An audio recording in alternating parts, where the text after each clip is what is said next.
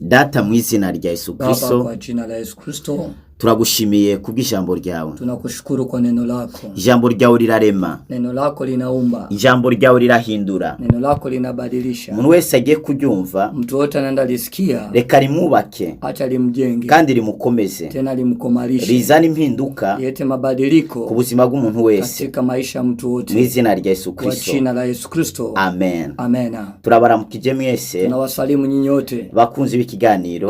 Wadugu wapendwa katika habari hii njema.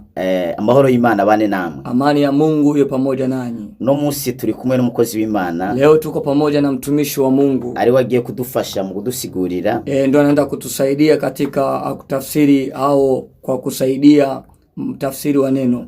Kugira ngo abandi bantu babashe gushikirwa n'ubutumwa bwiza. Ili wengine watu waelewe lugha nyingine wapate kuelewa katika lugha Kiswahili. Arashobora kubaramutsa akababwira akazina.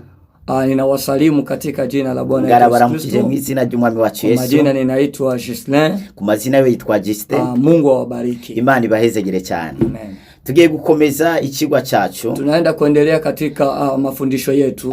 Teme yacu iravuga ngo kichwa chetu cha neno kinasema ibintu bitandatu, vitu visita bituma Imana binafanya Mungu iba mu ruhande rwawe. Inafanya Mungu awe upande wetu. Ibintu bitandatu, vitu visita bituma Imana binafanya Mungu iba mu ruhande rwawe, anakuwa upande wetu. Si gihe cyose, so wakati wote Imana iba mu ruhande rw'abantu, Mungu anakuwa upande wa watu. Umuntu arashobora kuvyatura, mtu anaweza kukiri Imana iri mu ruhande rwiwe kama Mungu iko upande wake, ariko kuvyatura, lakini kwa kukiri ntabwo bituma Imana iba mu ruhande rwawe, haifanyi Mungu akuwe upande wako. Ahubwo hariho ibintu, lakini kuna vitu utegerezwa gukora, inabidi ufanye kugira ngo Imana ili Mungu ibashe kuba mu ruhande rwawe, ili Mungu apate kuwa upande wako. Iyo ivyo bintu utabikora, sasa wakati hivyo vitu vitumiki, Imana irashobora kuba kure yawe. Mungu anaanza kuwa mbali kandi witwa umukristo, tena unaitwa mkristo, kandi witwa kusenga, tena unasema eti kwamba unaomba. Ariko zino ntambuko zitandatu, lakini hizi hatua sita, iyo wazubahirije, wakati unaziheshimu, Imana iba mu ruhande rwawe, Mungu anakuwa upande wako. Ni byiza kubana n'Imana, ni vizuri kuishi na Mungu muri buno buzima, katika maisha haya. Ivyo bigushiraho uburinzi, na hiyo inafanyaga inakuwa na ukingo. Ivyo bigushiraho uruzitiro, inakufanyaga eko ukuta. Hari abantu badashobora kukwataka, kuna watu hawezi kuja kukwatake mu gihe Imana iri mu ruhande rwawe, wakati Mungu yuko upande wako. Abantu benshi,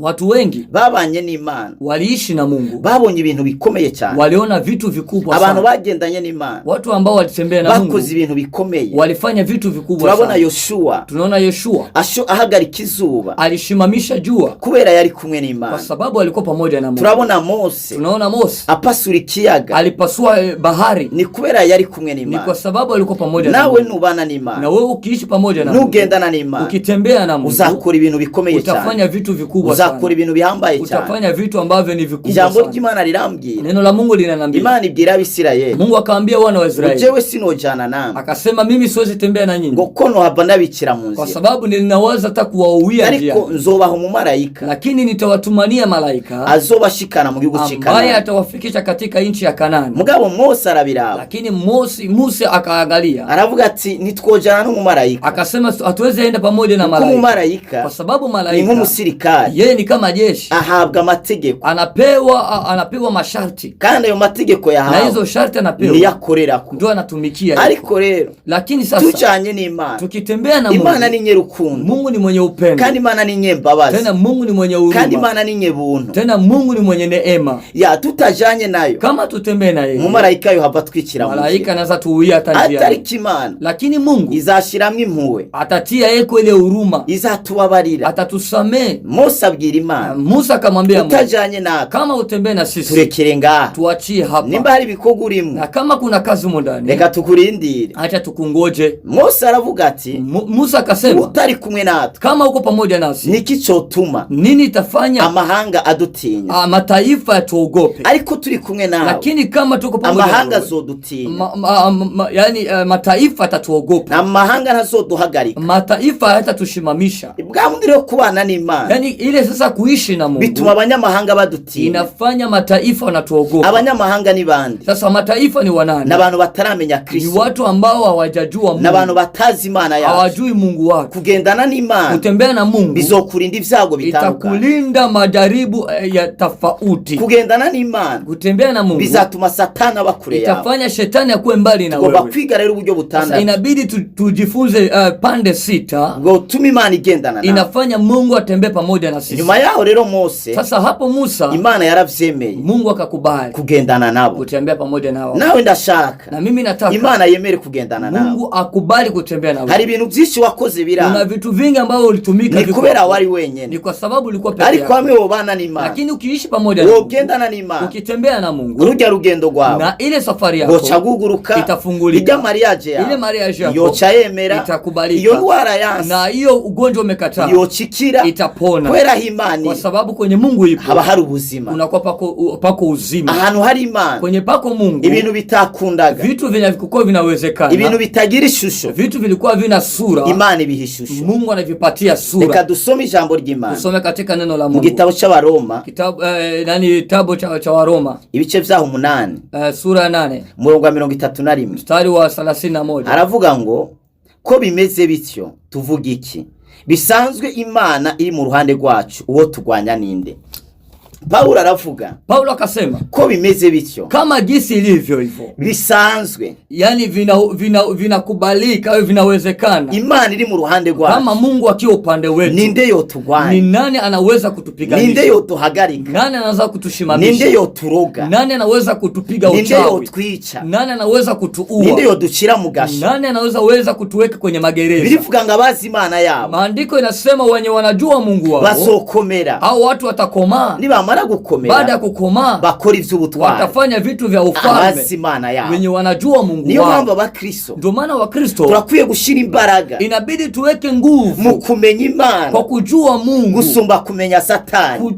Yani kuzidia kama gisi tungejua shetani. Kubera uko tumenya Imana, gisi tunajua Mungu, niko natwe twimenya. Ndio gisi sisi tunajijua. Kubera Imana yacu, kwa sababu Mungu wetu yaturemye mu ishusho yayo, ametuumba kwa sura yake. Uko Imana imeze, kama gisi Mungu alivyo, niko natwe yatugize, ndivyo na sisi ametufanya. Uko rero tumenya Imana, sasa gisi tunajua Mungu, niko natwe twimenya. Ndio gisi na sisi tunajijua. Paulo arabivuga, Paulo anasema vizuri, bisanzwe, eti kama inawezekana, Imana iri mu ruhande rwacu, kama Mungu akiwa upande wetu, uwo tugwanya ni nani anaweza kutupiganisha? Ninde yoduhagarika? Nani anaweza kutushimamisha? Ninde yotuzibira? Nani anaweza kutuzibia? Ndagomba ugusengera, nataka nikuombee, Imana ibe mu ruhande rwacu, Mungu akiwa upande wako. Hari abantu bashaka kugwanya ubuzima bwawe, kuna watu wanaweza piganisha maisha yao, hari ibintu vyahagurukiye ubuzima bwawe, kuna vitu ambavyo vilishimama juu ya maisha yako, hari ibintu vyase mu buzima bwawe, kuna vitu vimekataa juu ya maisha yako, ariko Imana yoba mu ruhande rwawe, lakini Mungu akiwa upande wako, birakunda mu izina ryayo, itawezekana kwa jina la Yesu. Nabona inzira zugaye mu buzima bwawe, naona njia zimefungwa katika maisha yako, kuguruka, zinaanza kufungulika, nabona basi kuzima bwawe, naona maadui juu ya maisha yako, wanaanza kukimbia, nabona indwara yariri ku buzima bwawe, naona ugonjwa ulikuwa juu ya maisha yako, gusohoka, inaanza kuondoka, kwa sababu Mungu ije kuba mu ruhande rwawe, anakuja kwa upande wako. Inambuko ya mbere rero, hatua ya kwanza ituma Imana inafanya Mungu iba mu ruhande rwawe, anakuwa upande wetu, ni kwakira Yesu, ni kupokea Yesu, kwakira Yesu, kupokea Yesu nk'umwami n'umukiza, kuwa Bwana na Mwokozi wa maisha yetu. Birivuga ngo abamwakiriye bose, maandiko nasema wale wote walimpokea, yabahaye ububasha, aliwapatia uwezo bwo gucika abana b'Imana, ya kufanyika watoto wa Mungu. Igihe wakiriye Yesu, wakati ulipokea Yesu ni Imana, Yesu ni Mungu. Yesu yarakunda kuvuga, Yesu alikuwa anapenda kusema, jewe na data turumwe, mimi na baba tuko umoja. Igihe rero wakiriye Yesu, wakati ulipokea uba wakiriye Imana mu buzima bwawe, unapokea Mungu juu ya maisha. Niba warakiriye Yesu, kama ulipokea Yesu, ntabwo uri wenyene, hauko peke yako, uri kumwe n'Imana, uko pamoja na Mungu. Hivyo ndivyo Paulo yavuga, hivyo ndivyo Paulo alikuwa anasema, dukorana n'Imana, eti natumikana na Mungu. Igihe wakiriye Yesu, wakati unapokea Yesu, ubuzima bwawe, maisha yako burahagarara, inashimama, maze ubuzima bw'Imana, maisha ya Mungu ugaca buhaguruka muri wewe, inashimama ndani yako. Nivyo Paulo avuga, ndio Paulo alikuwa anasema, ngo sinkiriho, eti mimi siko, ni Kristo ari muri jewe, bali ni Kristo yuko ndani yangu. Igihe wakiriye Yesu, wakati ulipokea Kristo, Yesu araganza ubuzima bwawe, Yesu anatawala maisha yako, Yesu araganza ubuzima bwawe, Yesu anatawala maisha yako, indwara zigahunga mu buzima bwawe, ugonjwa anapotea katika maisha yako. Mkristo ari kumwe na Kristo, Mkristo ambaye yuko pamoja na Kristo, uwo Mkristo abatandukanye n'abantu basanzwe. Huyo Mkristo anakuwa iko tofauti na watu wa kawaida. Niyo mpamvu Mkristo, ndio maana Mkristo n'umuntu afise Kristo indani indani muri ni mtu mwenye iko na Kristo ndani yake. Umukristo ninde? Mkristo ni nani? Ni umuntu yakiriye Yesu. Ni mtu ambaye alipokea Yesu. Umukristo ninde? Mkristo ni nani? Ni umuntu atari karabaho ubuzima bwiwe. Ni mtu mwenye aishi maisha yake, ariko ari karabaho ubuzima bw'Imana, lakini anaishi maisha ya Mungu. Igihe utari kurabaho ubuzima bw'Imana, wakati uishi maisha ya Mungu, ntabwo uri umukristo. wewe huko Mkristo. Kubera ubukristo, kwa sababu Mkristo si Imana yatwise iryo zina. Huyo Ukristo sio Mungu alituita hiyo jina. Ni abantu batwise iryo zina, lakini ni watu wametuita hilo jina. Birivuga ngo intumwa, maandiko nasema eti wanafunzi bariko barigisha muri Antiokia, wakati walikuwa wanafundisha katika Antiokia, igihe rero bariko barigisha, wakati walikuwa wanafundisha, bakora ibitangaza, wanafanya miujiza kuja Yesu yabikora, kama gisi Yesu alikuwa. Abantu babaravye, watu walikuwa kuangalia,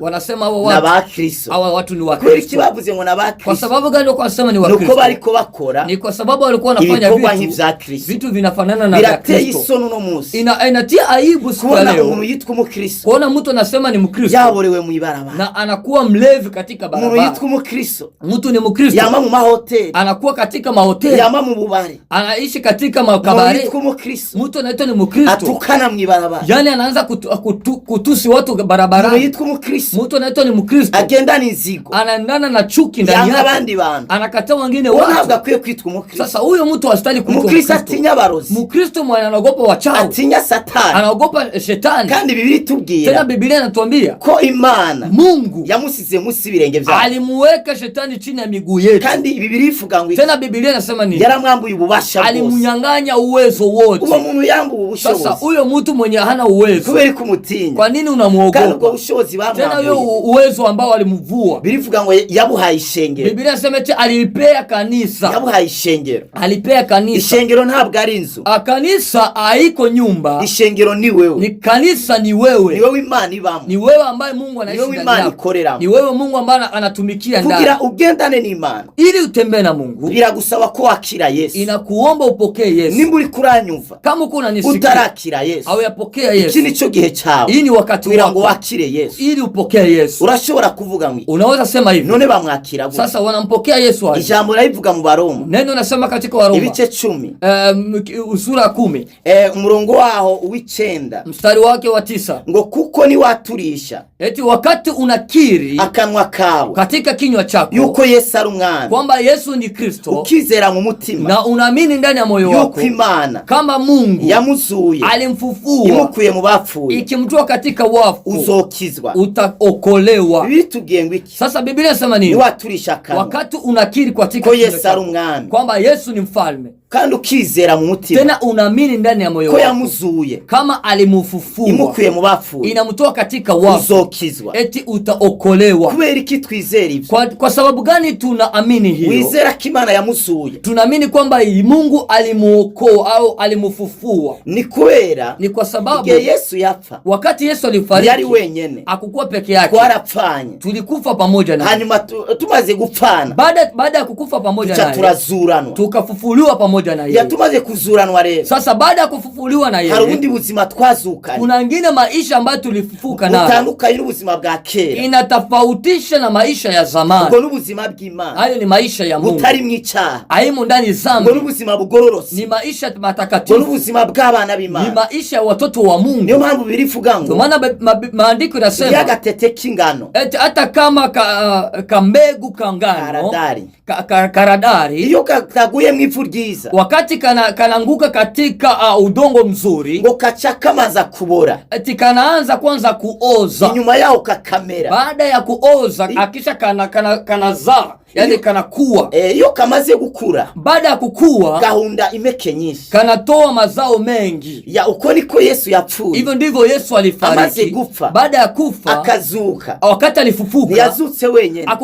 akufufuka peke yake, yazukanye natwe, alifufuka pamoja na niyo sisi. mpamvu birivuga ngo, maana maandiko yanasema ni Abaroma 8, Waroma sura 8 umurongo 29, mstari wa 29, avuga ngo kuko aho yamenye kera, eti kwa sababu wale ambao waliwajua zamani, ngo yarabatoranije, aliwachagua kugira ngo base, ili wapate kufanana na yeye, n'umwana wayo, na mtoto wake, kugira ngo Yesu, ili Yesu acaba imfura, akuwe wa kwanza muri bene se benshi, katika wandugu wengi. jewe na Yesu turavuka. Sasa mimi na Yesu tuko wazaliwa.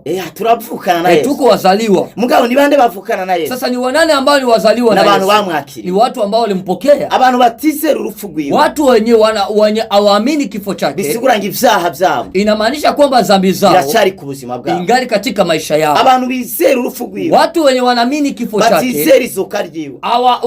Wanaamini awamini ufufuo wake. Abo bantu. Hao watu nabo nyene. Na hao watu sasa baracafise ivyaha vyabo. Wako na dhambi zao. Mugabo abantu bizera urupfu. Lakini watu wanaamini kifo chake. N'isuka ryiwe. Na ufufuo wake. Abo watu ni vyaremwe bishasha. Yani ni viumbe vipya. Rero Yesu maze kumwakira. Sasa Yesu wakati tunampokea. Tunakira biciye mu kwatura. Tunampokea katika kukiri. Kwa kwatura n'akanwa kacu. Kukiri katika kinywa chetu. Yuko ari umwami, kwamba ni mfalme, ni umukiza, tena mukozi wa maisha yetu. Iyo ni ntambuko ya mbere. Iyo ni hatua ya kwanza yo kugendana n'Imana, ya kutembea na yo gukorana n'Imana, ya kutumikana Imana iguhezagire cyane. Mungu akubariki sana. Kwa wifuza gusengerwa, kwa watu wanatamani kuombewa, ufise umutwaro, uko na hitaji, ufise inzozi, uko na ndoto, warose zirakuzazanira, uliota ukaona kama hivi vinakuzidia fahamu, turashobora gufasha gusobanura. Tunaweza kukusaidia kwa kutafsiri. WhatsApp yacu ni WhatsApp yetu ni hiyo +257 257 65 65 65 177 177 amajana 339 339. Iyo niyo nimero yacu. Hiyo ndo namba yetu ya simu. Mwarahizagiwe cyane. Mmebarikiwa sana.